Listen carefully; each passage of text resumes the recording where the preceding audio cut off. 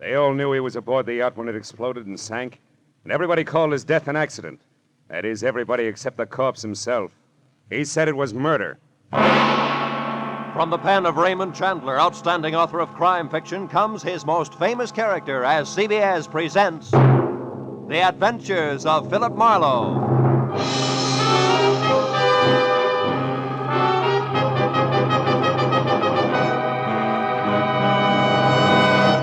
And now, with Gerald Moore, starred as Philip Marlowe, we bring you tonight's exciting story, The Restless Day. It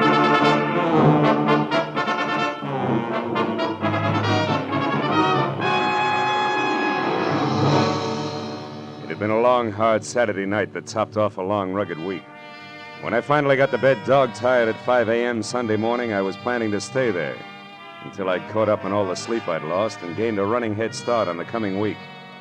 And by 3 in the afternoon on the day of rest, I figured that job was only about half done. But whoever it was that started riding my doorbell had a different idea. I held out until the buzzer stopped, but it was only a change of tactics, so I gave up. All right, I know when I'm licked. Just a minute. Thank heaven you're in, Mr. Marlowe. I don't know what I'd have done otherwise. I'm sorry. It's all right. Here, read this. This story on the front page. What? No, down here. Oh, yacht explosion, death label accident, huh? Yes. Oh. Mystery blast which destroyed the Rollins yacht at Santa Monica Friday night, and in which Benjamin Rollins, noted cosmetics manufacturer, was killed, was established today by police investigators as accidental. I'm sorry, I spoke too much. That's all right. The explosion which shattered and sank the 50-foot pleasure boat was caused by a leaking fuel line. Rollins, known to be a chain smoker, is believed by witnesses to have continued on page 7. Never mind, Marlowe. I'll tell the rest. Yeah. Think you'll make it? There are two frightening things wrong with that story. Well, go ahead. Frighten me. First, the explosion was no accident. That fuel line was repaired a week ago. Second, Ben Rollins was not killed. You're shaking my faith in the American press. How do you know all this? Because I am Benjamin Rollins. Yes. Well, look, fella, you better dial 116 on the phone and tell the police all about it, huh? No, that's exactly what I can't do. Someone's tried to murder me. If they find out I'm still alive, I'll be a target for a second attempt. Wait a minute. I need two things right now. One, a cup of coffee. Would you like some? No, milk, if you please. My doctor insists. Okay, come on. The other's a good, solid explanation of why everybody thinks you were aboard that yacht. Well, first, they believe my body was lost in the explosion. You see, I intended to spend the night there because Lucille, my wife, and I had quarreled. Mm-hmm. But I got a call, and I had to go out of town on business at the last minute. I went out to the boat, but only to pick up some papers. I was in a hurry. I must have left the lights on. I'd lost my hat in the wind on the way back. It was found in the water. Apparently, I didn't secure the dinghy because that was adrift offshore.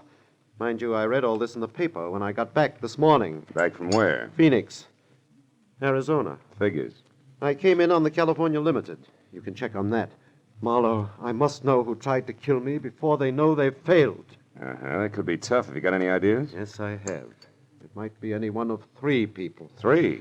For instance, Walter Pittman, my ex-partner, threatened to kill me less than a month ago in New York when I won another court decision from him. Mm-hmm. Then there's my business manager, a fellow named Slater. I almost fired him last week, the arrogant fool. It's always when I get cross this comes Yeah, out. I see. And I'm sorry to say it, but Mrs. Rollins herself would no doubt rather have me dead than alive. That's quite a lineup for a mere cosmetics chemist, isn't it? Yes, it is. Look, you haven't been running lipstick experiments with somebody else's live equipment, have you, Rollins? Oh, certainly not. I've been working so hard I haven't time for my wife. Say nothing of another woman. Oh, Marlowe, I'm frightened. I must get to the bottom of this. I'll pay you double your usual fee. Will you help me? Okay, Rollins, it's a deal. If I hurry, I might get in on your funeral. Under the circumstances, that should make somebody due for a very big surprise.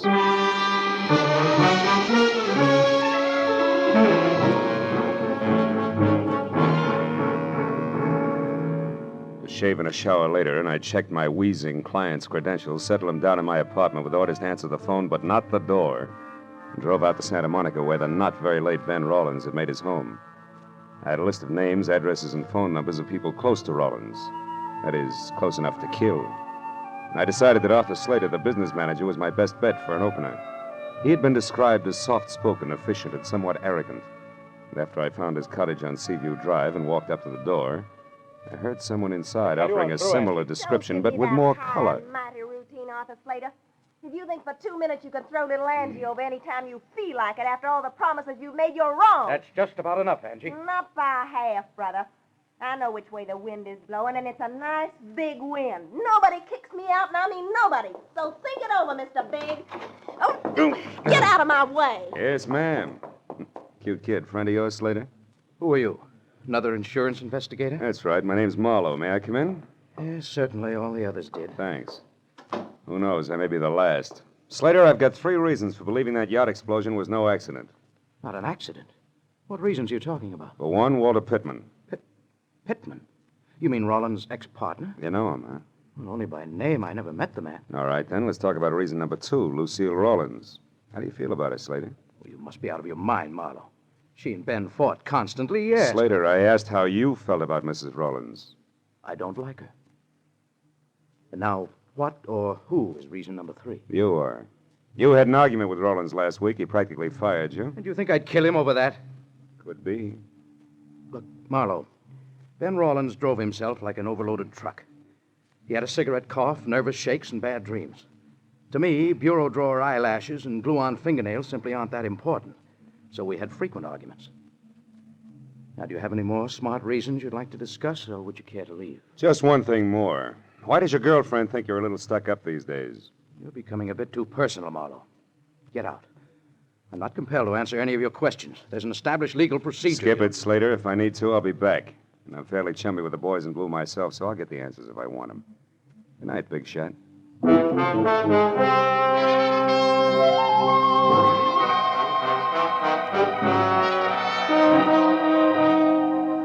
Arthur Slater was like a billiard ball, hard to rub the wrong way. And if he did have an angle, he was playing cagey. So as long as I was in the neighborhood and the trail was hot, I figured I'd have a talk with the Spitfire, Angie. It wasn't hard to trail her. A corner newsboy had heard her get into a cab. The cabbie swore he'd never forget her. Swore again. So finding her apartment was less trouble than unfolding a $5 bill. When I pulled up across the street from her place, I noticed a big car as big as the average garage and older than last year's college graduate parked in front. It was a black Pierce Arrow, and someone with a mouthful of cigar hulked behind the wheel. The cigar was pointed at me as I crossed the street. When I went up the stairs to Angie's door, it was still pointed at me. But I forgot about that when the apartment door opened. Angie was relaxed. There were little glints of gold in her green eyes. And the warm lights behind her shimmered on soft waves of hair, a shade of burnished copper. Maybe she was a Spitfire, but at the moment, her damper was down. Yeah?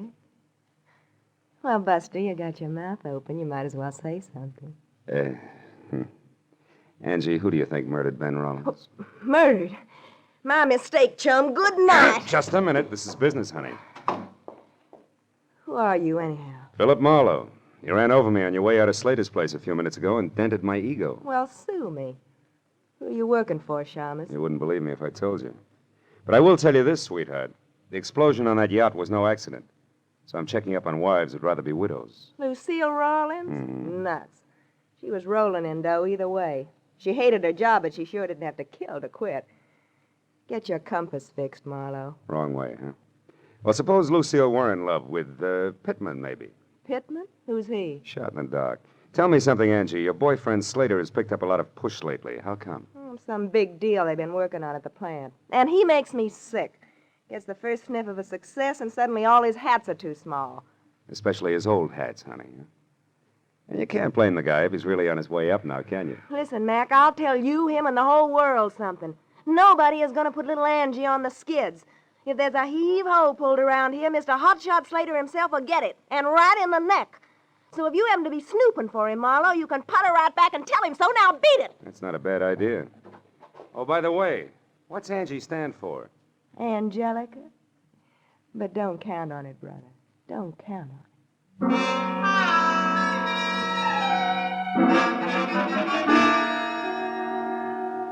As I went down the front steps, the cigar and the black Pierce Arrow lined up on me again and followed me as I crossed the street and got into my car.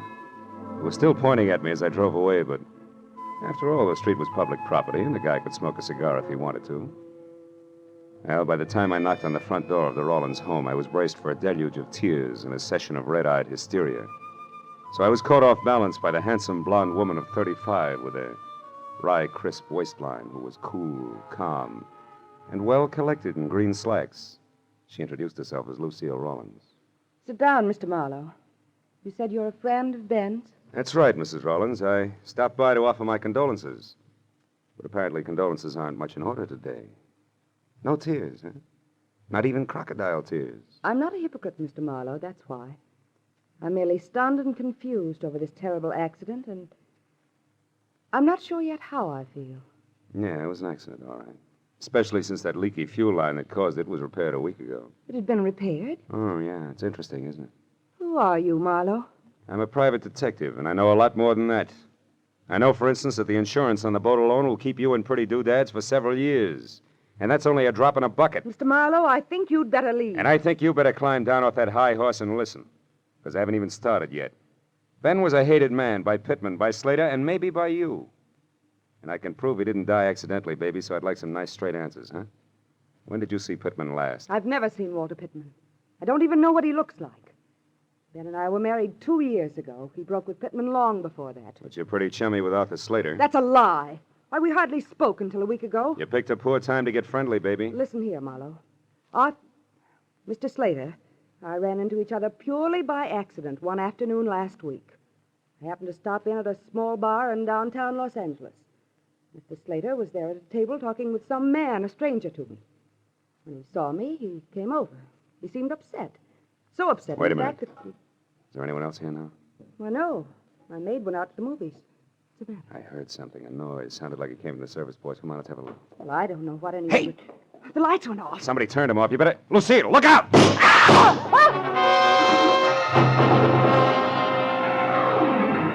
bullets which had been intended for Lucille had only traveled the width of the kitchen, but miraculously both had missed. Whoever had thrown them moved out fast, because when I got through the service porch and into the backyard, nothing stirred, except the restless ends of a pepper tree. But a second later, a heavy, clanking motor roared on the side street, and I got to the fence just in time to see a boxcar on rubber tires skid around the corner. It was a black Pierce Arrow.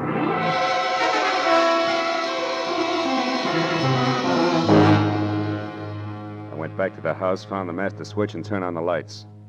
Lucille, her face strained and bloodless, stood in the kitchen door and watched me. A hole had been punched in the back screen door, and on the floor was a strange object which had been used to unhook the lock. It looked like an oversized bobby pin wearing rubber pants, which didn't mean a thing to me. But to Lucille, who stared at it like it was a centipede she just found in a cream puff, it meant plenty. Ben. What?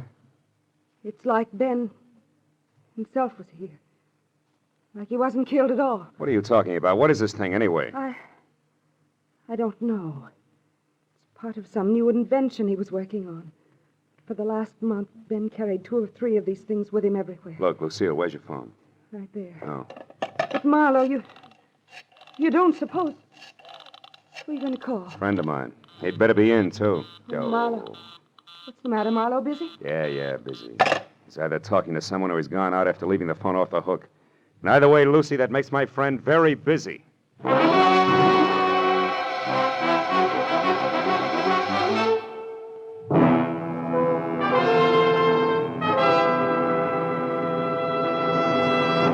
In just a moment, we will return to the second act of the adventures of Philip Marlowe. But first, it may have taken a little detective work finding a much-wanted man last week, but an unprecedented number of listeners seem to have turned Philip Marlowe. For Jack Benny's largest audience this season found him here on his opening show on CBS. Tomorrow night, Jack will be back with Mary, Dennis, Phil, Rochester, and Don for more of the fun that's made the Jack Benny Show the #1 comedy in radio. You'll find him right here on CBS every Sunday at 7 Eastern Standard Time. And now, with our star, Gerald Moore, we return to the second act of Philip Marlowe and tonight's story, The Restless Day.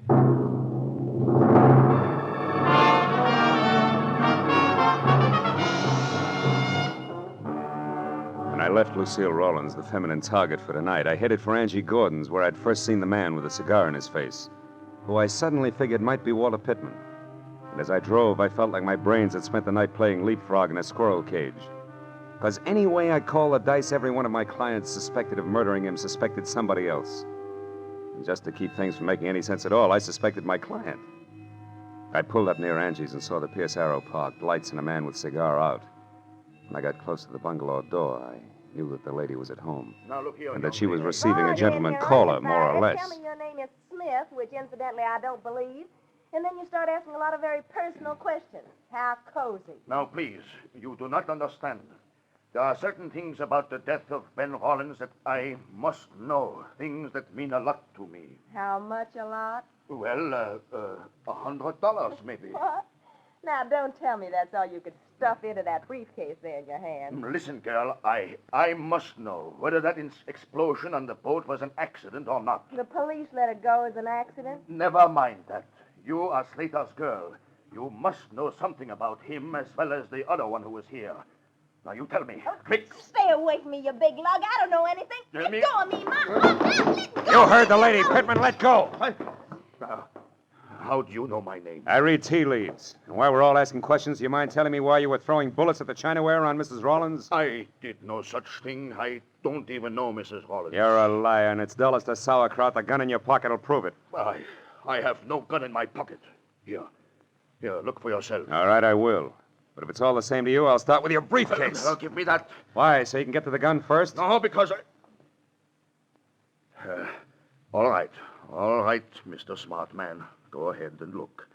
See for yourself that there's absolutely nothing there that concerns you. When I get my hands on you, I'll break you in Stand still, two. Marlowe. And don't look so astonished, friend. It's called a gun. Why, you little... Skip it, Marlowe. This isn't my idea of returning a favor, but it is good business. You see, baby, little Angie sells out to the highest bidder. And no matter how I add things up, that isn't you. So exit Pittman, huh? Briefcase and... What are you staring at? That little gadget there. Must have fallen out of Pittman's briefcase. What is it? Twin brother of an item I found a little while ago, rubber pants included. What are you talking about, Marlowe? Nothing, baby. Just tell me how long I sit here. As long as you like. Now, you see, Marlowe, I just can't afford to let you get to Pittman ahead of me. Yeah. That good business you were talking about. Uh-huh. After all, a gal's got to make a living.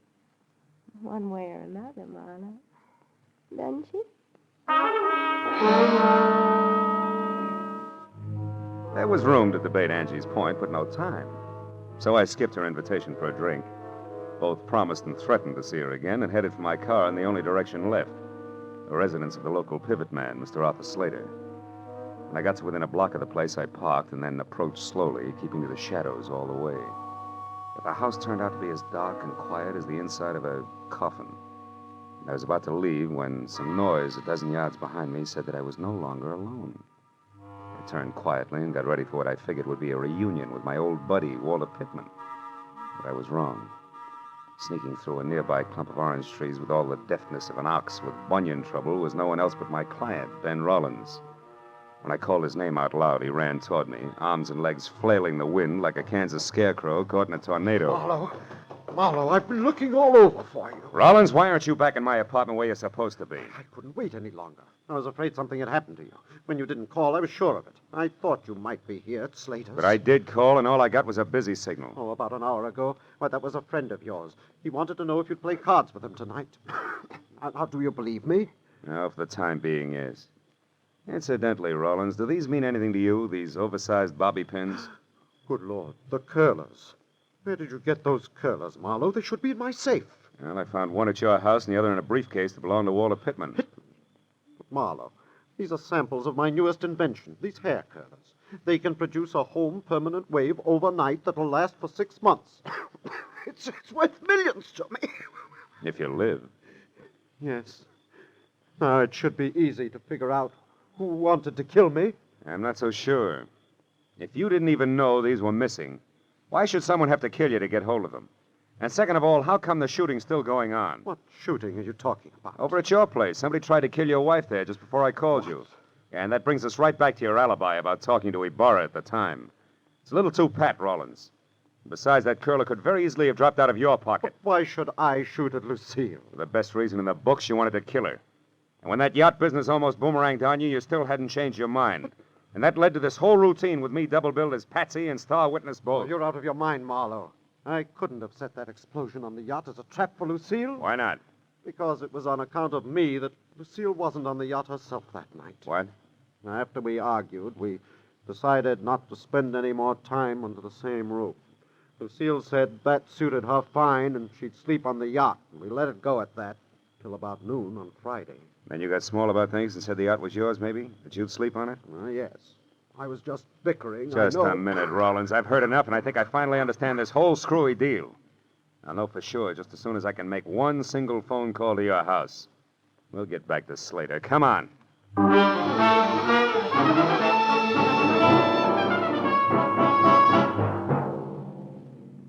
When I got to a telephone and through to the maid at the Rollins place, I was almost positive that in another minute I'd have both a solid answer for my client and a couple of clumsy customers for the law. But when the shaky voice at the other end of the tube told me that Lucille had just left the house in high gear, after mumbling something about a place called Inspiration Point, I stopped being confident and started to worry. And when I tossed the jackpot question at the maid and got the winning answer, that worry became something worse, and it must have showed. What is it, Marlowe? What did you find out? Too much to explain now. Where's Inspiration Point, Rollins? About a mile south of here, straight along the shore. Good. What kind of a car does your wife drive? A blue Nash. What's Inspiration Point got to do with Lucille, Marlowe? Everything. Now, look. You call the cops and tell them to get out there as fast as they can. Do you get me? As fast as they can.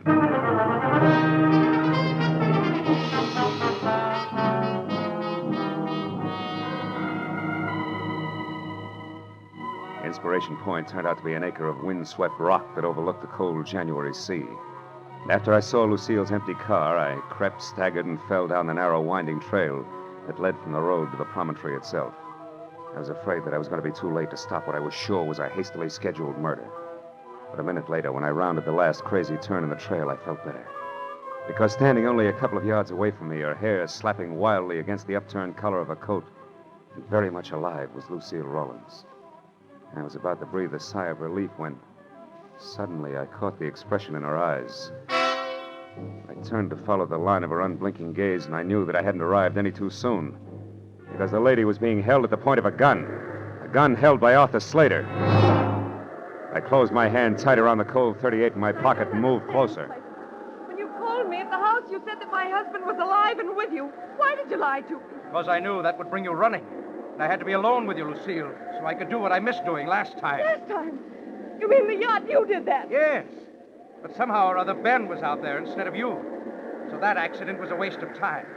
But this one, the bereaved wife who jumped or fell to her death from the edge of Inspiration Point, won't be. But why, Slater? Why do you want to kill me? There's no time to explain, Lucille. And we'll take time, Slater. Marlowe, you! Yeah, me. Marlowe! Marlowe, he's going to kill me. Yes, honey, I know. He had to. And why, Marlowe? Why? Because he stole your husband's invention to sell to Walter Pittman. He was going to go into business with him. Now, when the cops get here, he's going first to a hospital and then to jail. A grand larceny and attempted murder. Attempted murder? What about Ben, Marlowe? Ben was a near miss, honey, nothing more. You'll see what I mean in a minute.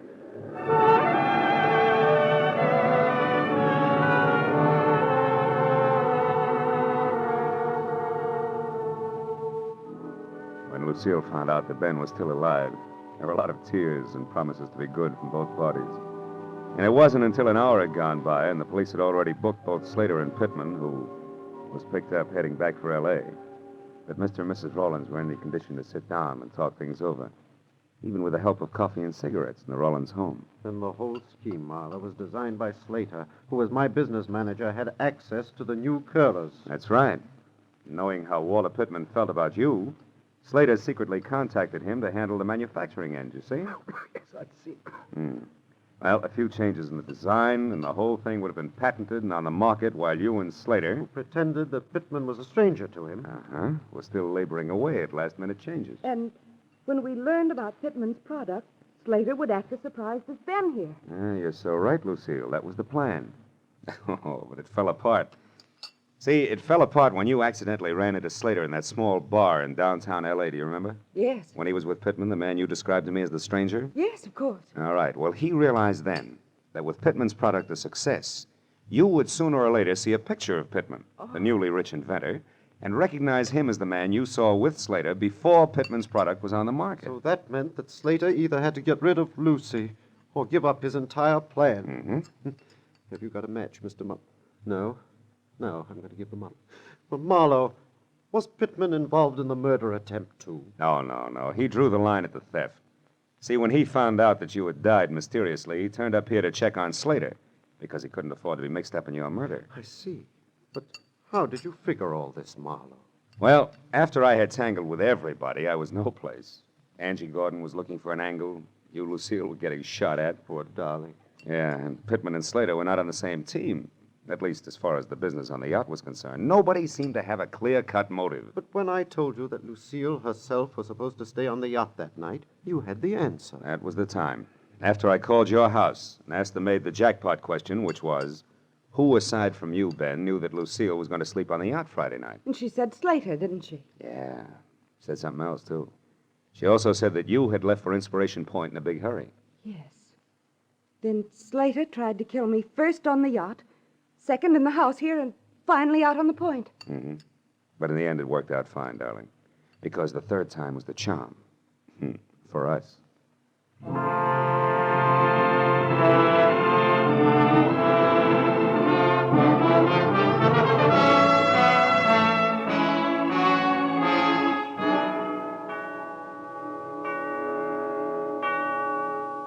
Well, by the time I was through tying in all the loose ends for my client and his wife, it was 3 o'clock in the morning, and I was dog-tired all over again.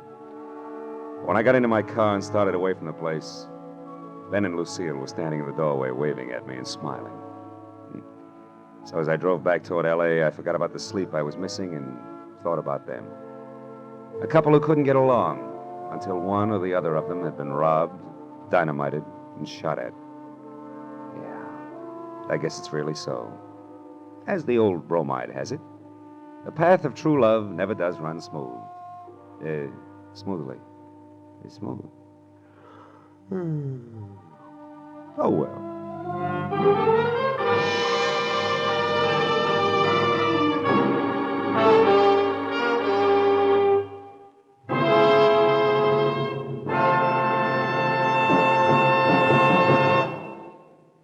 The Adventures of Philip Marlowe, created by Raymond Chandler, stars Gerald Moore and is produced and directed by Norman MacDonald. Script is by Mel Donnelly, Robert Mitchell, and Gene Levitt. Featured in the cast were Lorette Philbrandt, Edgar Barrier, Virginia Gregg, John Daner, and Jack Moyles. The special music was by Richard Arunt. Be sure and be with us again next week when Philip Marlowe says... Somewhere in the cold, persistent rain that made the city itself seem a thing of evil, a girl had disappeared, and it was my job to find her. But before I did, I found death and a devil.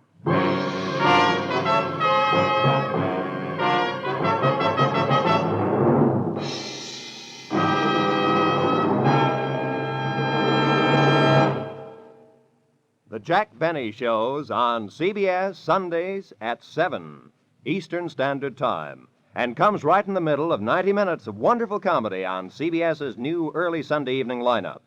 Immediately preceding Jack's show, you'll find Spike Jones and a Spotlight Review at 6:30 Eastern Time.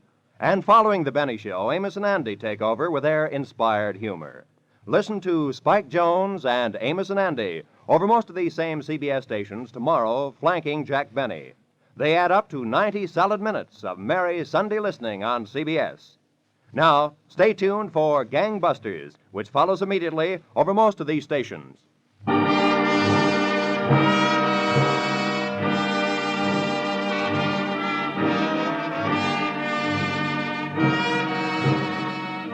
This is Roy Rowan speaking for CBS, the Columbia Broadcasting System.